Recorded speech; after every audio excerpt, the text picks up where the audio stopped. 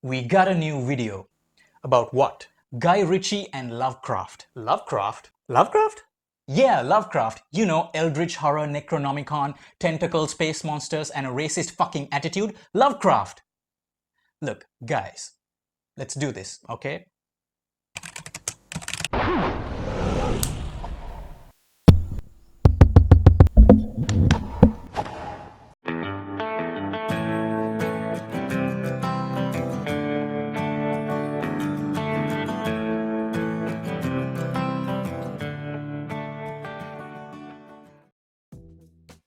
Hey guys, Nuwan here with Movie Slinger Reviews. 2020 looks like it's off to a good start for movies. In just January, we got Underwater, Color Out of Space, and The Gentleman in a very short space of time. I didn't have time to do individual videos, so here's one big video on why you should be watching these movies.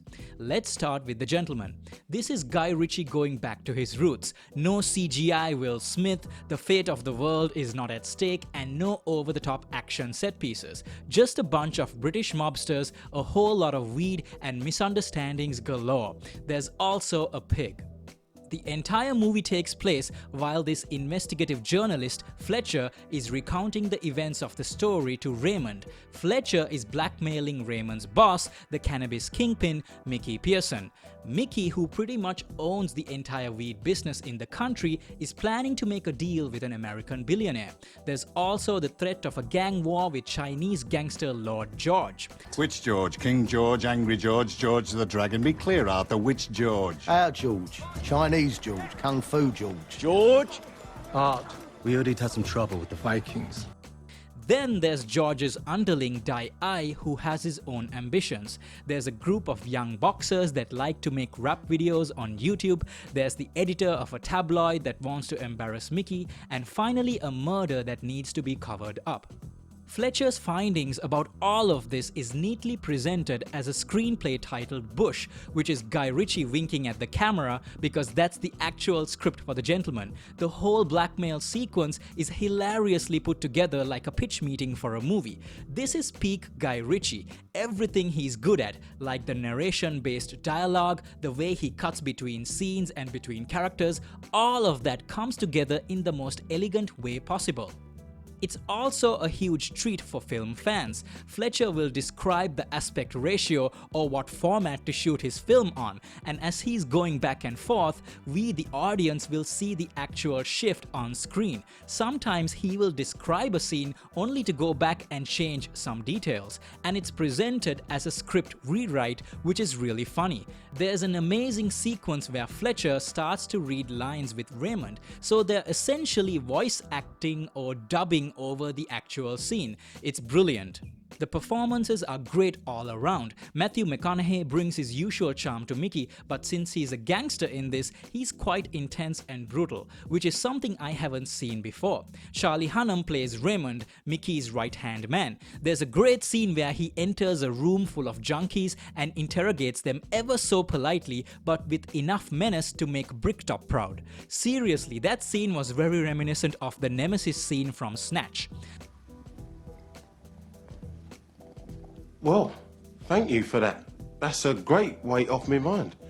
I think Hugh Grant was the best thing in this movie. He plays it like Gary Oldman would have played Fletcher if this movie was made 10 years ago. I'm so glad he's moved out of his romantic comedy roles. The on-screen chemistry between Hugh Grant and Charlie Hunnam makes the most mundane things sound hilarious, like them discussing Raymond's barbecue table. That scene was awesome.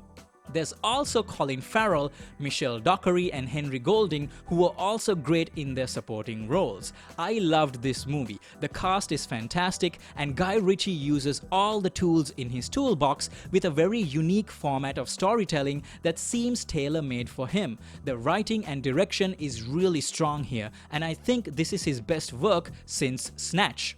I'm giving this a 9 out of 10, and since I can't think of anything actually wrong with the movie, I'm wondering why I'm not giving this a 10 out of 10. Seriously, maybe I should, or maybe I'll decide after watching it again. But if you're a Guy Ritchie fan, this is an easy sell. Go watch The Gentleman, it's in theaters right now. Next up is Color Out of Space. The movie begins with a narration that's just dripping with atmosphere and sets the tone right away. We see the spooky woods covered in mist, and you just know that horrible things are going to happen here. We are introduced to Nathan Gardner and his family who live on a little farm. The first act sets up the family dynamics quite well. We see Nathan struggling to cook the family dinner because his wife is sick. That doesn't end very well. We see the teenage girl Lavinia dressing up as a witch and attempting to perform some ritual. The older boy Benny likes to smoke pot with their hermit neighbor. The little kid Jack is the creepy kid. You know the one. He doesn't talk much, he hears things and stands around in spooky places. Yeah, that kid. They have one. Anyway, other than that, they seem like a nice family, which is a good setup for later because all kinds of horrors are gonna try to rip apart this family. And when shit starts going down, you want them to be okay. Something has arrived at the farm and is starting to change things. It affects everything, the plants, the animals, it disrupts radio and telephone communications. We can see this change visually, and sometimes even the sunlight seems tainted by something. Sometimes the characters are unsure whether it's day or night.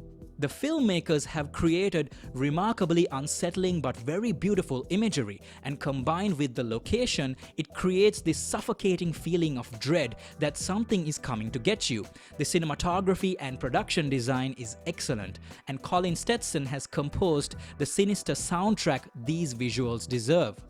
All the weird stuff that happens starts to take its toll on the family members. The film leans into the psychological aspects as well. We often don't even see a monster, but the characters have seen something and they are freaking out.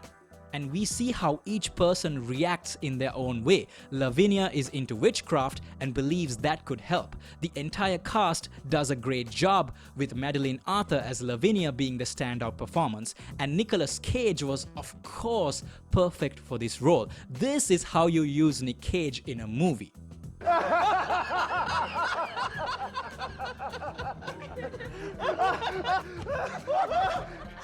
Great.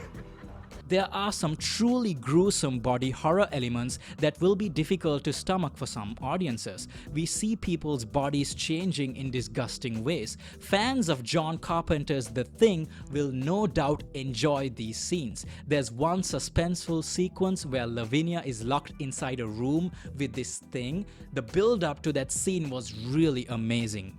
Director Richard Stanley puts this family through some messed up shit. I won't say it's a fun movie to watch, but you definitely can't wait to see how this ends. There's also a ton of Lovecraft references that fans will enjoy.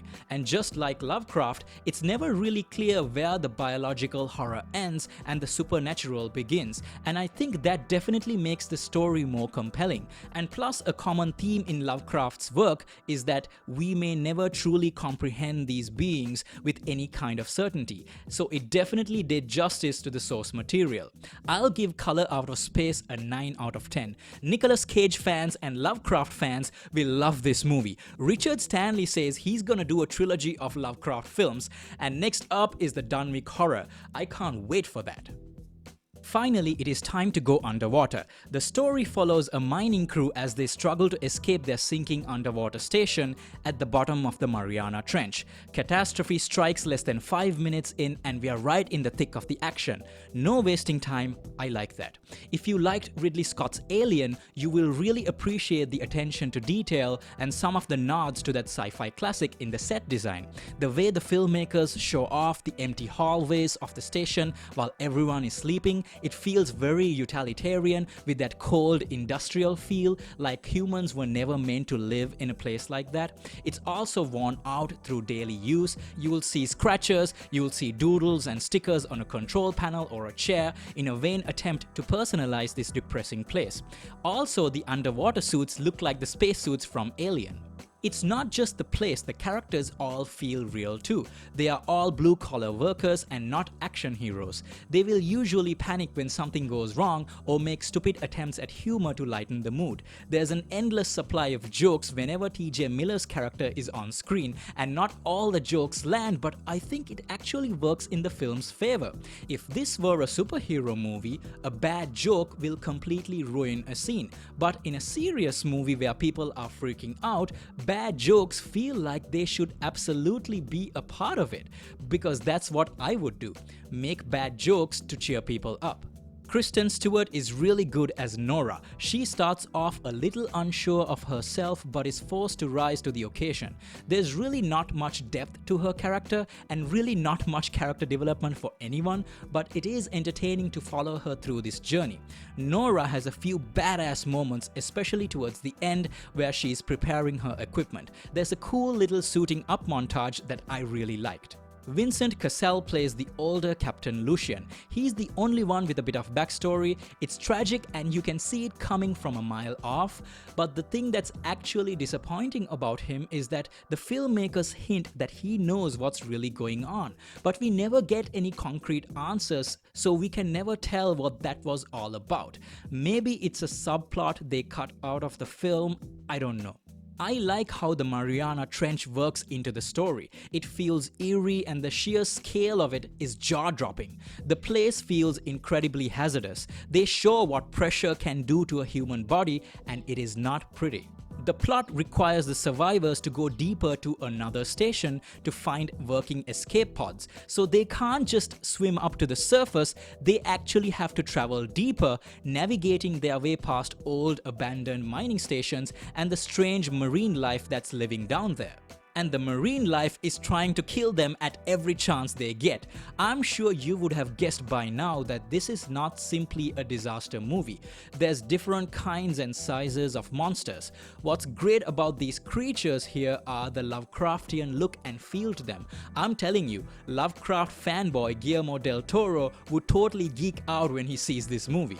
I like how they really take their time before revealing the creatures. There's also hints of strange underwater phenomena during the opening credits. People have died in strange ways and the company may have covered it up. It adds a bit of mystery to the story. The action scenes are done well. There's limited tools or weapons at their disposal, so that always creates some tension when the team is fighting the creatures. There's also some claustrophobic scenes where people are trapped under rubble or being drowned. That kind of stuff always gets to me, so I was really on the edge of my seat. Underwater was a well-made disaster movie with some thrilling monster action scenes. I liked the team, although they could have used a little more backstory and maybe a little more drama. The movie looks like Alien underwater, and I loved the monster designs. I'm giving this an 8 out of 10, and if you like movies like Deep Rising, Deep Blue Sea or the second half of Titanic, you'll enjoy Underwater. For your information, I like both halves of Titanic. It's awesome. I recommend you watch Underwater in a movie theater. The sheer scale of these underwater locations and some of the monsters need to be experienced on a big screen. There's this big dude that you gotta see on a big screen. So there you go, there's plenty of great choices for you this week. An underwater disaster movie, a Lovecraftian horror movie with Nicolas Cage, or a Guy Ritchie mobster comedy. Take your pick, but you can't go wrong with any of them. I recommend you watch all three. So, have you watched any of these movies and what did you think about them? Please leave your thoughts in the comment section and don't forget to like and subscribe. Movie Slinger out. Okay guys, major spoiler alert for Underwater. I just had to put this out there because it's kind of difficult to tell you everything I loved about the movie without talking about this particular thing. So the giant monster at the end of the movie looks a lot like this guy. Of course, not as cute as this guy, but far slimier. So yeah, I think Lovecraft fans will definitely appreciate the design of this creature and also the smaller creatures which look like, you know, deep ones or star spawn or other Lovecraftian monsters that show up in his lore. So yeah, this is a big part of why I really enjoyed the movie, and I'm willing to kind of forgive some of the smaller issues, like, you know, with the characters and things like that. I can forgive those things because I saw this guy. I had no idea he was in the movie, so it was a huge surprise. And yeah, I love the movie for that. So I think Lovecraft fans, you guys definitely should want to watch this movie because, you know, I mean, they don't come out and say it's Cthulhu, they don't say the name, but anybody who has seen Cthulhu, you know, an image of him, you immediately recognize who that is, right? So yeah, just putting this out there, love the movie. this guy is there. He's awesome.